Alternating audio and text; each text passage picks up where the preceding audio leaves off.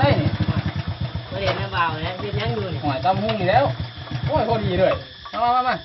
อยู่เตียงคนเดียวอยู่นี่ มีเตียงคนเดียวเลย อยู่ภายอยู่หน้าครับไม่ได้ไปใส่หรอก พอ ก็ ดี ก็อยู่เตียงเขาเอาไปเบิดยังก็ดีมันตีสายนี่ก็ยังแบบนี้มาโอ้ย2 คนเท่านี้พอดีจบเจือเลยจะได้มาเคี่ยนหัวบ่ อันนี้ดีกว่ายืน ไข่เนาะมันบ่ยากมันมาเนี่ยเข้ามาเฮามาเด้อพี่น้องมา พูดเป็นตัวแสง เอา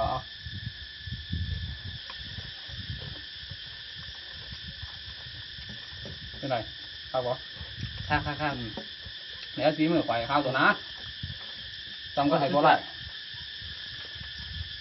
มาเด้อเรียกไข่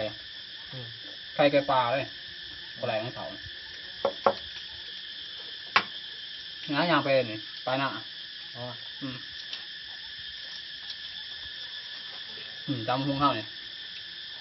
อยู่ให้อยู่หน้าเก่าเมื่อแรกมันจะเขาเมื่อในบ้านอยู่บ่ค่อยจะได้เขาเมื่อในบ้าน พอดีได้เมื่อเรากันมาสั่ง ได้แล้วนี่แล้วคอยย่างได้ไปแต่มาใส่ก็ไม่ได้ย่างตัวแล้วแดดร้อนก็กินมะนาวได้มื้อนี่ฝากให้เลยได้เดี๋ยวเมื่อเรากันเลยเอาแล้วจำสบายแล้วกิน2 คนครับ